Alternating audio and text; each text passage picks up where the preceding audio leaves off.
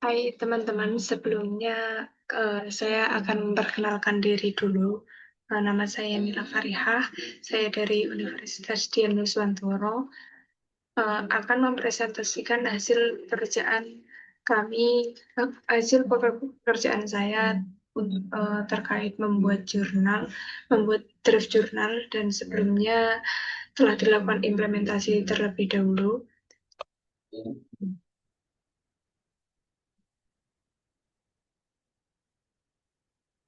Nah, kita bisa langsung mulai pada draft jurnalnya ya.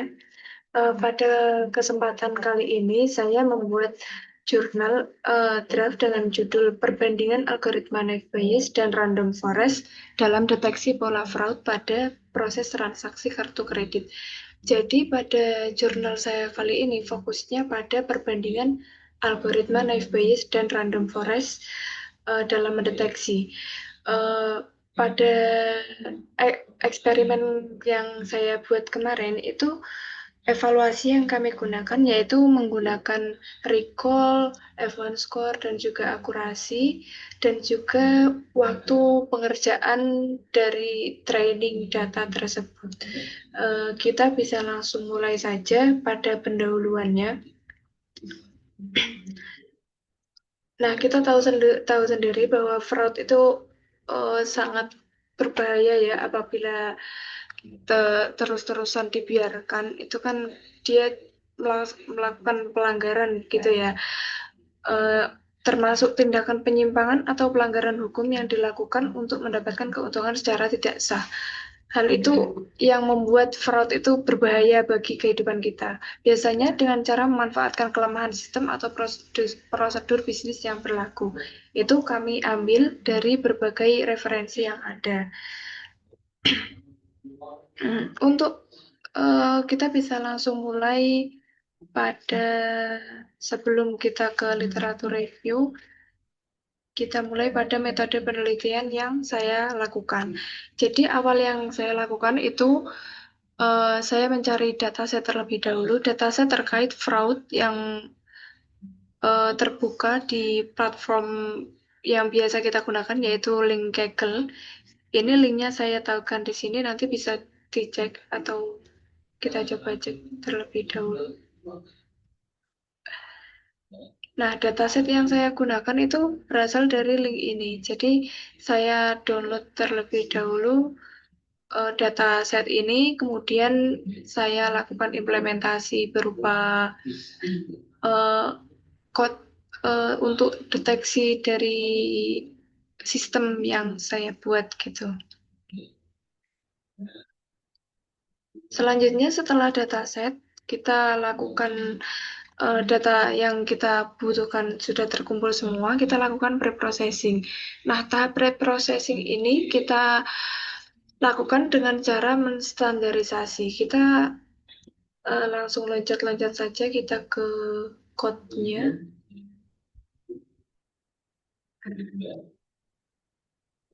Nah, tadi kan saya bilang saya sudah mendownload datasetnya. Nah, ini dataset yang telah tadi saya download.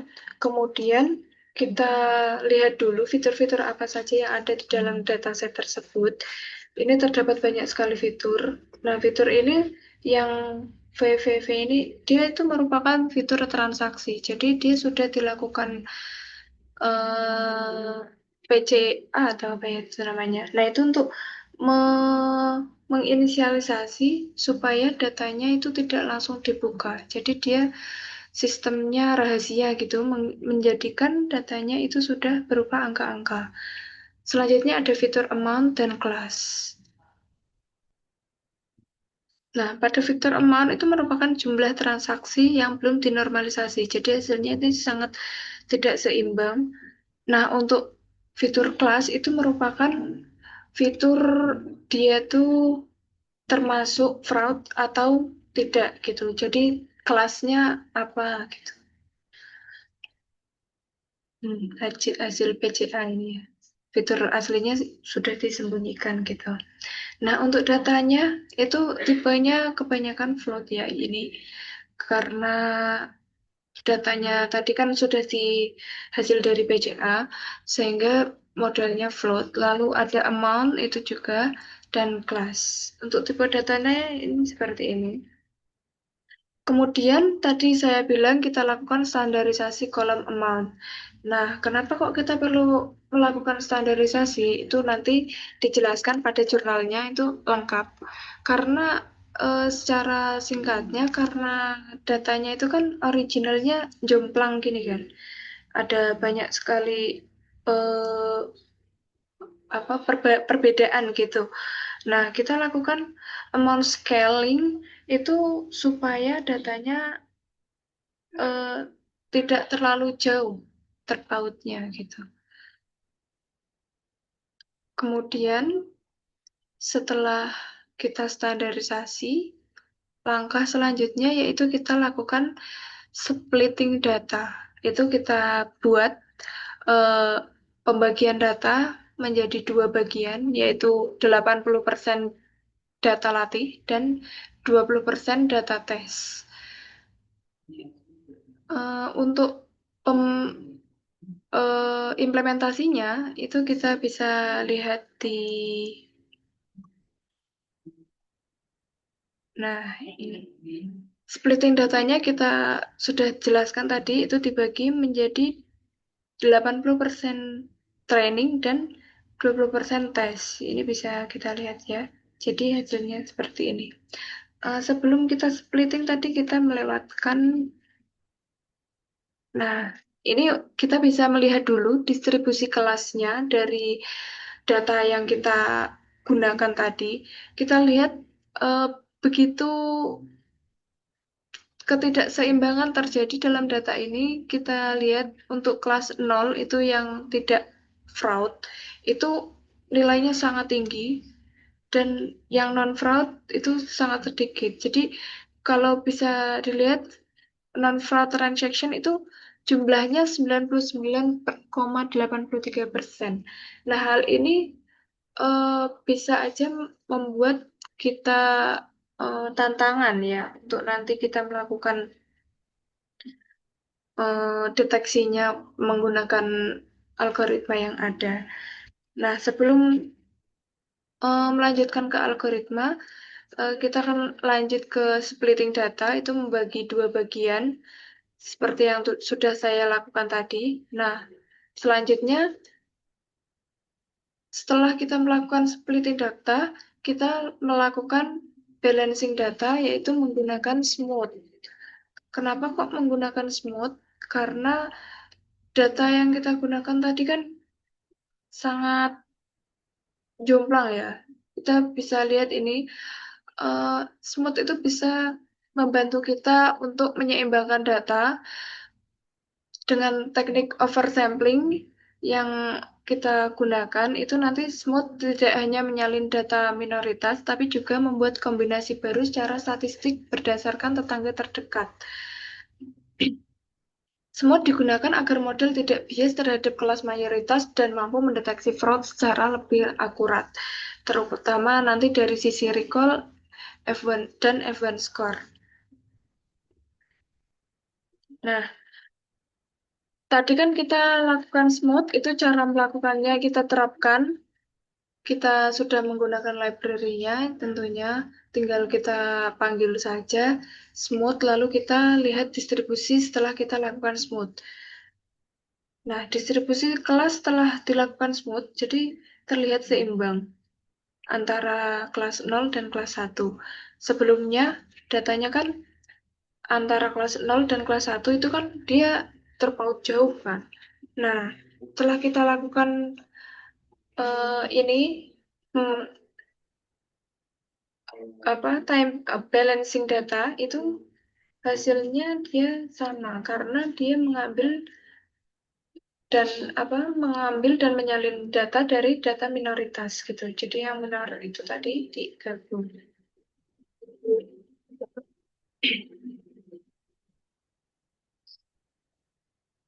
Lanjut, kita lanjutkan untuk tahap selanjutnya. Setelah smooth, kita lakukan training model. Training model ini kita gunakan dua model, yaitu ada model Naive Bayes dan juga Random Forest.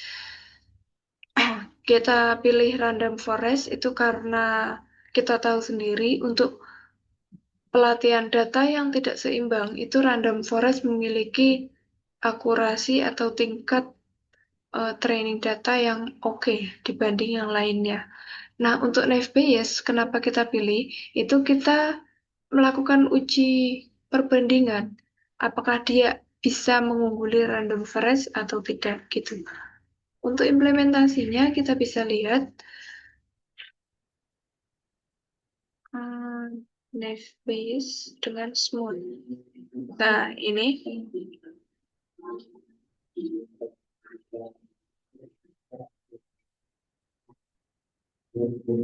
Naive Bayes dengan Smooth itu memiliki akurasi yang tinggi.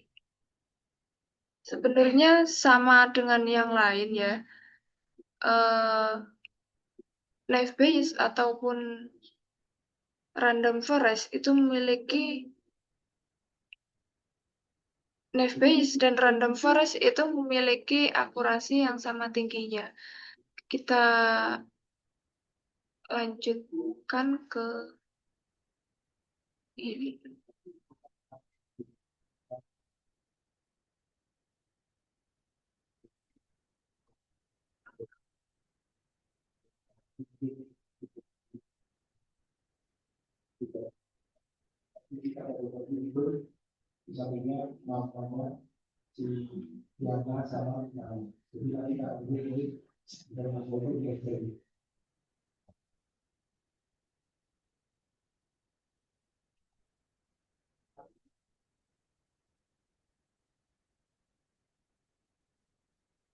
Nah, kita lanjutkan untuk yang pendahuluan tadi, karena tadi kita langsung ke metode penelitian. Seperti yang saya jelaskan tadi, pendahuluan saya itu dijelaskan terkait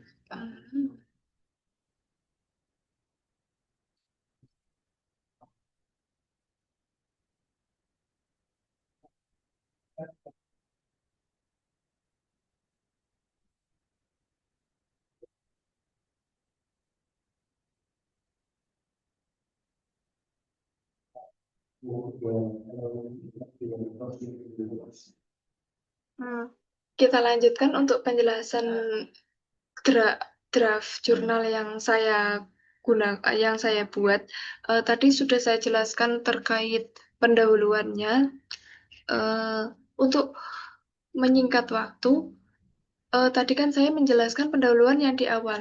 Nah, tujuannya nanti berdasarkan penelitian-penelitian yang terdahulu itu kan terdapat banyak sekali penelitian-penelitian yang ada. Nah, hal itu pastinya ada celah yang ada dalam penelitian tersebut. Nah, penelitian ini yang saya lakukan ini tujuannya untuk membandingkan kinerja algoritma Naive Bayes dan Random Forest dalam mendeteksi pola fraud pada proses transaksi kredit.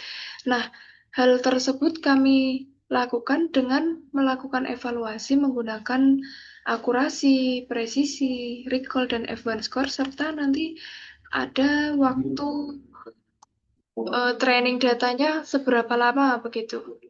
Selanjutnya kita lakukan literatur review.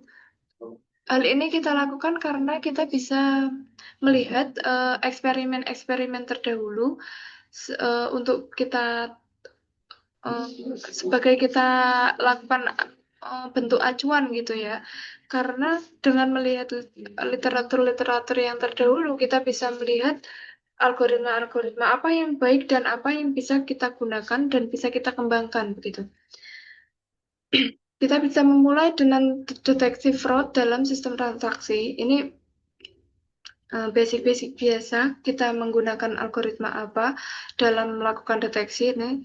Terlihat algoritma Random Forest itu terbukti unggul dalam hal akurasi, recall, dan kemampuan menangani data besar dan tidak seimbang itu dari jurnal Debika dan Palin gitu. Nah, selanjutnya kenapa kok menggunakan Naive Bayes? Itu Karena Naive merupakan algoritma klasifikasi yang mengasumsikan independensi antara fitur dan menghitung probabilitas berdasarkan historis gitu. Untuk random forest, kenapa? Itu karena random forest adalah algoritma klasifikasi berbasis ensemble yang menggabungkan beberapa decision tree dan memanfaatkan teknik bagging untuk meningkatkan stabilitas dan akurasi. Nah, setelah lanjut literatur review, kita ke metode penelitian yang tadi saya jelaskan pada code-nya. Nah, kita jelaskan terkait detail dari eksperimen yang telah saya lakukan. Jadi, dari dataset yang tadi, kita akan mendapatkan beberapa fitur yang ada. Nah, fitur dalam dataset yang telah melakukan transformasi data yang menggunakan prinsipal komponen analisis, seperti yang saya ucapkan tadi terkait PCA itu gunanya untuk menjaga kerahasiaan informasi dari data-data yang telah dilakukan dari transaksi tersebut. Untuk selanjutnya itu tahap preprocessingnya. Tahap preprocessing kan tadi saya lakukan menggunakan standard scalar. Hal itu dilakukan dengan menggunakan rumus seperti di ini, yaitu Z sama dengan X min mu dibagi ohm. Nah, itu keterangannya di mana X itu adalah nilai asli fitur dan mu itu rata-rata dari semua nilai pada fitur tersebut. Selanjutnya itu ada ohm, itu standaris deviasi dan dari nilai-nilai fitur, dan Z itu merupakan nilai fitur setelah distandarisasi. Jadi standarisasi tadi yang di bagian kanan yang sudah distandarisasi itu merupakan hasil perhitungan dari ini.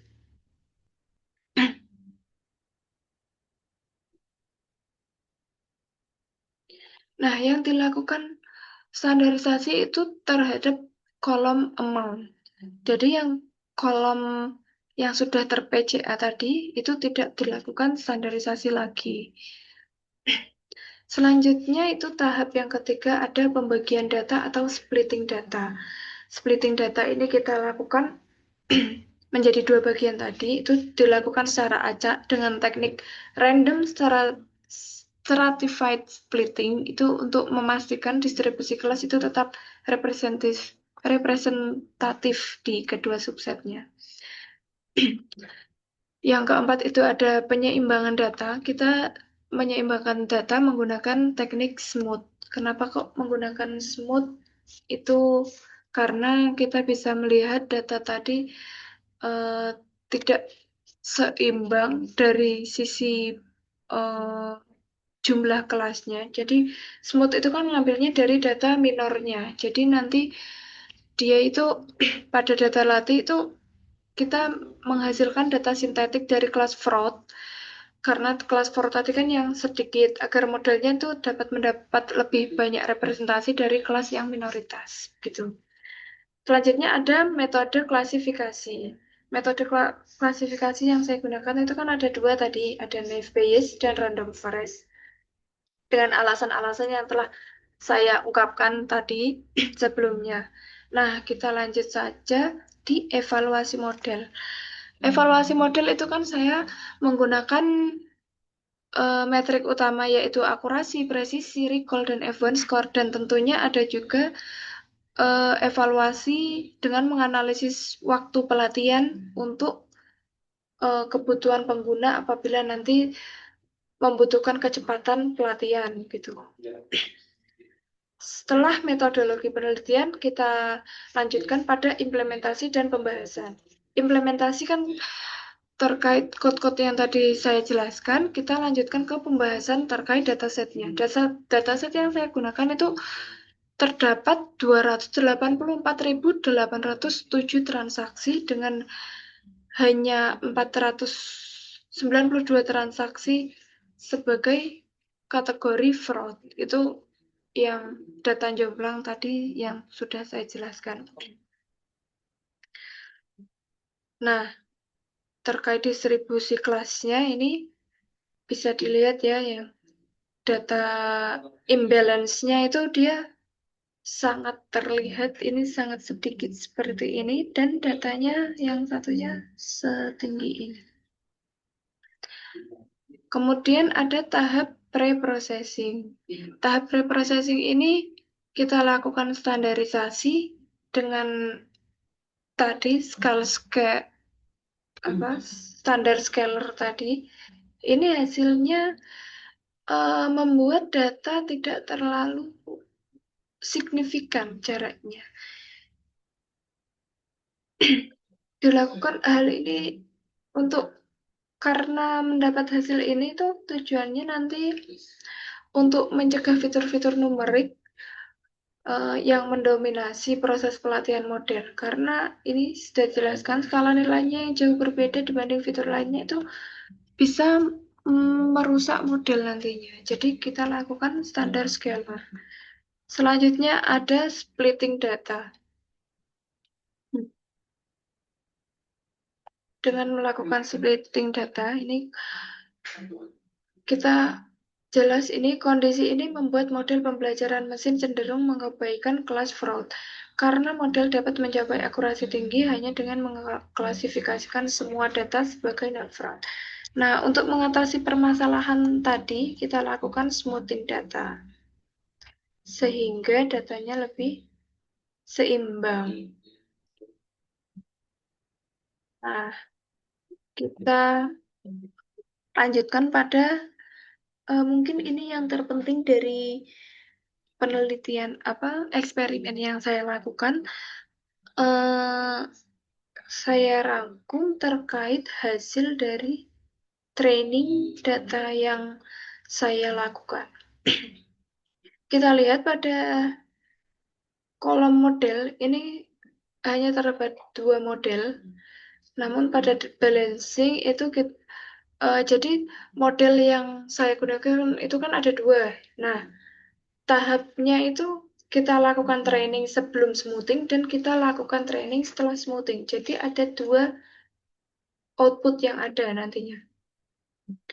Nah, untuk evaluasinya kita lakukan tiap kelas. Kenapa demikian? Karena kita lihat tadi kan datanya tidak seimbang.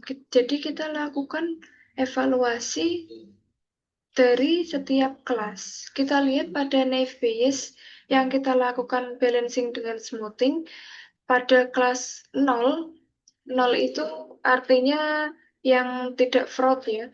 Itu memiliki akurasi yang sangat tinggi. Itu mencapai 0,99118.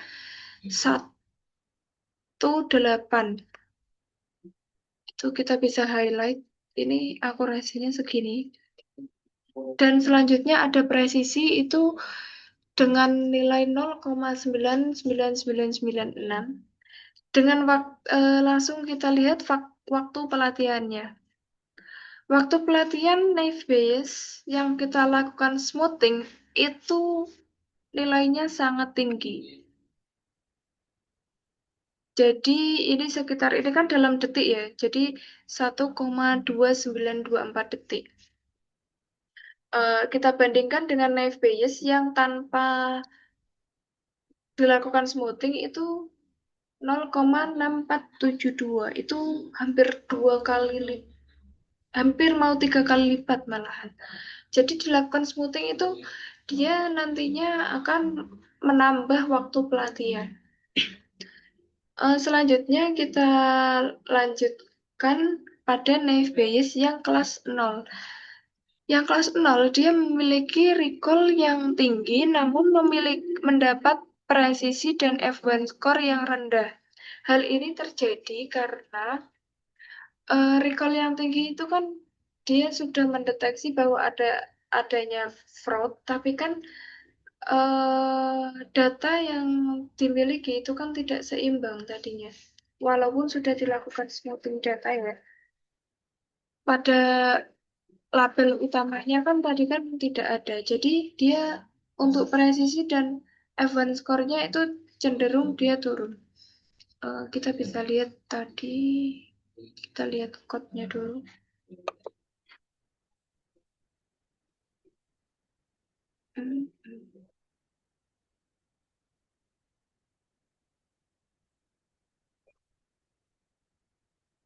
Mana? Nah, ini. Ini kan kita bisa lihat sendiri.